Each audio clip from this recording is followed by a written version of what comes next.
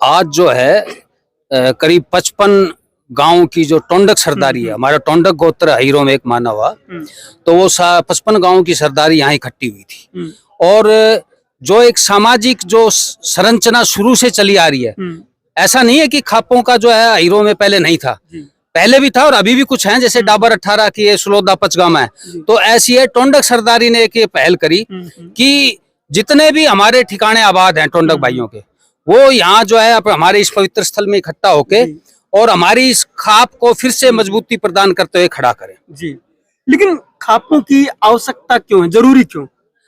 देखिए, जब सामाजिक संरचना पहले थी तो उसमें इन खापों का बड़ा शुरू से अहम रोल रहा है, लेकिन धीरे धीरे 1857 की क्रांति के बाद अंग्रेजों ने इस खाप व्यवस्था को खत्म करने की सोची। अब आज की तारीख में सबसे बड़ी दिक्कत क्या हो गई है कि हुक्मरान जो हैं, चाहे वो राजनीतिक हो चाहे हमारे ब्यूरोक्रेसी हो, वो कई बार इनकी जो जितनी इनकी आकांक्षाएं हैं उनको वो उसके ऊपर पूरा खरी नहीं उतरती हैं इनकी, क्योंकि गांव देहात में जो हमारा तबका बसा हुआ है उसकी अभी लोकतांत्रिक व्यवस्था में इतनी जो है आगे जाके इतनी इनकी कोई सुनवाई नहीं है, और न इनके पास इतने साधन संसाधन है। आप कोर्टों में धक्के खाते रहो 20-20, 25-25 साल, कुछ नहीं होता। कई सामाजिक ऐसे मुद्दे आ जाते हैं, जैसे तलाक के हैं, ब्याह शादी के हैं, ये जो है बिना खर्चे के और बिना किसी राजनीति के उसके दबाव के, ये हमारी खाप व्यवस्था के दौरान हम आपस में बैठ करके आपस में विवादों को सुलझा सकते हैं। तो जो इसका सबसे बड़ा वो है, जो गांव देहात में जो गरीब तबका बसा हुआ है और जो चाहता है कि भाई जो भी हो आपस में बड़े बुजुर्ग सियाने लोग बैठ के ये जो छोटी मोटी जो जितनी भी समस्याएं हैं वो तुरंत सुलझा ली जाए, उसके लिए इस पूरे सामाजिक जो व्यवस्था को फिर से खड़ा करने की जरूरत आई। और बड़े खुशी की बात है, जो इवन जो शहरों के अंदर आ गए हैं गांव, उनका शहरीकरण हो गया, उनके भी जो है हमारे जो है भाई बंद यहाँ इकट्ठे हुए। और देखो, पहले हमारे यहाँ कहावत थी कि गोती गोती भाई बाकी सब हसनाई, तो कहीं ना कहीं हमारे सामाजिक रूप से हमारे अंदर एक वो जज्बा होता है एक दूसरे के गोद के प्रति, क्योंकि हम गोद में आपस में शादी नहीं करते। तो ये जो हमारे पुरखों की जो देन थी उसमें हमारे आपस में नेचुरल जो है लगाव था, तो उसी को वो जो है अमली जामा पहनाते हुए आज ये टोंडक सरदारी थी। मजबूत लोग हैं ये, पहले जैसे दिवे भाई जो गंडाला ठिकाना में इकट्ठे हुए थे, आज टोंडक हुए हैं, और दहिया का चल रहा है, खोड़ा का चल रहा है। तो ये जो है हम फिर से जो है पूरे अपने ग्रामीण अंचल में हम इस खाप व्यवस्था को फिर से प्राणवायु देने की कोशिश कर रहे हैं। कितनी खापें अब तक बना चुके हैं? हमारी जो है निर्जला 11 के दिन खापें तो हमारी पहले भी हैं, जैसे डाबर 18 की है, सुलोदा पचगामा, लेकिन जो है जो फिर से जो खड़ी कर रहे हैं, जो एक तरह से सुप्त अवस्था में थी, उसमें जो है आज दीवा के सरदार राव धर्मवीर सिंह जी भी पधारे हैं। तो दीवा जो है निर्जला 11 को हो गई थी। अब ये जो आज ये बैठे हैं टोंडक बैठे हैं, और जो है हमारे बुजुर्ग हैं करीब 95 साल के राव बलवंत सिंह जी जो है रिटायर्ड फौजी हैं, ये इन्होंने पूरा न्योता दे रखा है जो दहिया खाप जो है इनकी जो सरदार साहिबान है, और खोड़ा की भी ये बात चल रही है। तो मेरे को लगता है कि आने वाले साल 6 महीने के अंदर तकरीबन जो है 1 दर्जन से ज्यादा हमारी जो है फुल्ली एक्टिवेट हो जाएंगी खापें। तो ये जो है ये जो एक ऐसी फिर से हम एक परंपरा को प्राणवायु दे रहे हैं जो कि गांव के आम आदमी की सेवा करेगी। बिल्कुल, लेकिन इससे खाप पंचायत बना करके संदेश क्या देना चाहते हैं, या फिर कौन से ऐसे कार्य जो करवाने चाहते हैं? देखिए, जैसे हमने दीवा खाप में और आज ये प्रण लिया कि पहले तो हम जो कुरीतियां हैं, जैसे मृत्यु भोज है, दूसरा शराब का सेवन है ब्याह शादी और खुशी के अवसरों में, तीसरा जो लगन के अंदर इतना ज्यादा दिखावा और वो जो होता है, इन तीनों मुद्दों को अब गांव गांव जाके लोगों को समझाएंगे कि भाई जो है इसके जो इन कुरीतियों को छोड़ो, और ये जो धन इन कुरीतियों में लगता है इसमें बच्चों की एजुकेशन के लिए, समाज के कल्याण के लिए, समाज के निर्माण के लिए उसके अंदर लो। और जो गरीब आदमी है, जो जिसको मजबूरीवश ये करना पड़ता है, उसकी कमर टूट जाती है आर्थिक रूप से, उसकी तरफ ध्यान देते इन कुरीतियों को त्यागो। तो ये जो इन कुरीतियों को बारी बारी से जैसे हम फेज वाइज ले रहे हैं, पहले 3 लेंगे, फिर 3 लेंगे, फिर 3, क्योंकि एक साथ एक पे काम करना बड़ा मुश्किल हो जाता है। तो ग्रामीण अंचल के उत्थान के लिए गांव देहात में जो भी हमारा भाई बंद जो चाहे आर्थिक रूप से या चाहे शैक्षणिक रूप से पिछड़ गया, उसको भी साथ में लेकर उसकी भी आवाज और समस्या को सुनने के लिए जो है इस खाप को हम फिर से खड़ा कर रहे हैं। बिल्कुल, आप पिछले काफी समय से लगे हुए हैं समाज को इकट्ठा करने में, तो क्या अब लग रहा है समाज इकट्ठा होने लगा?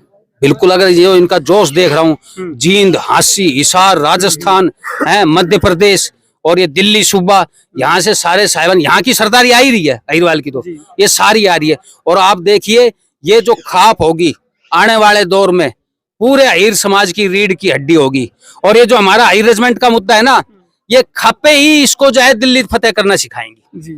तो ये जो है खाप जो है हमारा जो कमजोर से कमजोर आदमी जो नीचे गांव के अंदर बैठा हुआ है, उसको भी हम बताएंगे कि तू अहम हिस्सा है, हमारे लिए राज्य है, हमारा भाई है, हमारा जिस जाजम पे तू हमारे लिए बराबर है। यहाँ इस जाजम पे जो आएगा, चाहे हाड़ी हो, चाहे वो क्या नाम है पढ़ने वाला बच्चा हो, और चाहे वह ब्यूरोक्रेट हो, इस जाजम पे सारे बराबर हैं और सबको अपना मुद्दा और बात रखने का हक है। और जो भी जिसको भी कोई समस्या आ रही है, सामाजिक समस्या या कोई और भी, इस जाजम पे ही हम बातचीत के जरिए हल करके इस समाज को एक नई दिशा देंगे। बिल्कुल। आपने अभी अहिर रेजिमेंट की बात करी, तो क्या अब अहिर रेजिमेंट की जो मुहिम है उसमें नया जोश भर गया है? बिल्कुल।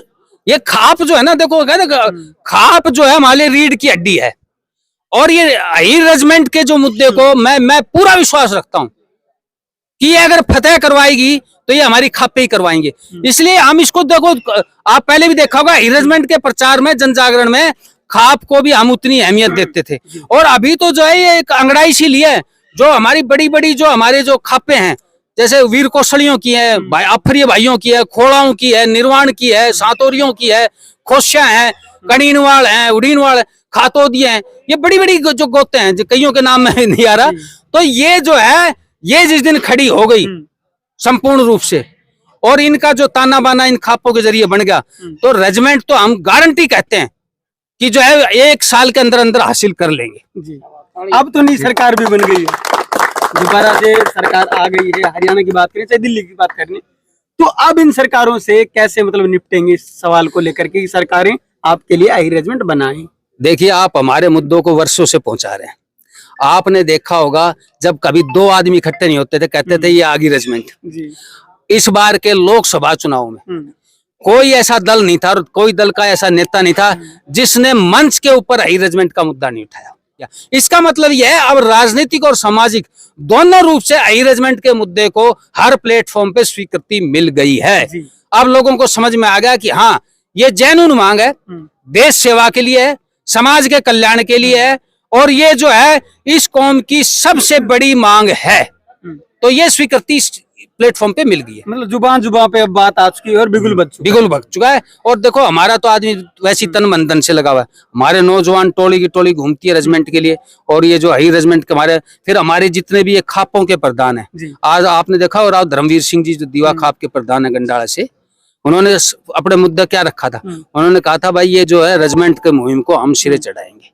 तो ये जो खाप की जो हमारी सरदारी है, ये जितने भी सामाजिक जो हमारे एजेंडे हैं उनको ये सिरे चढ़ाएगी, हमें पूरा विश्वास है। और ये विशुद्ध रूप से सामाजिक है, इसमें कोई राजनीतिक पुट नहीं है।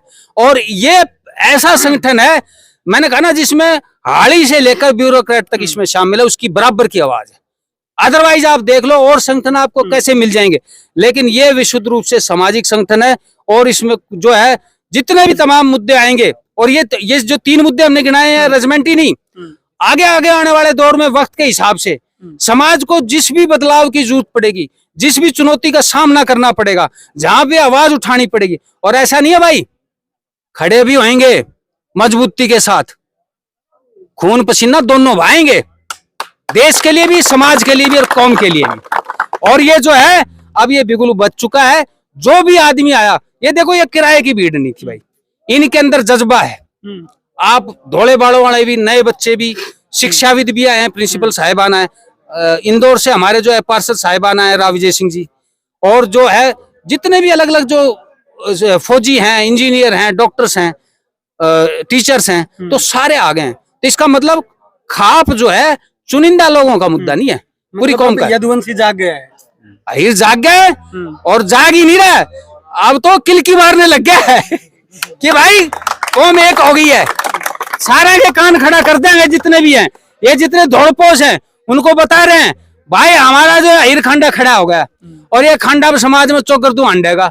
अब क्या तो कौम की आवाज सुन लो और हमारी मांगों को सिरे चढ़ा दो, और नहीं तो भाई थारी फिर रेल हम बजाएंगे। ठीक है ना। भारत माता की जय।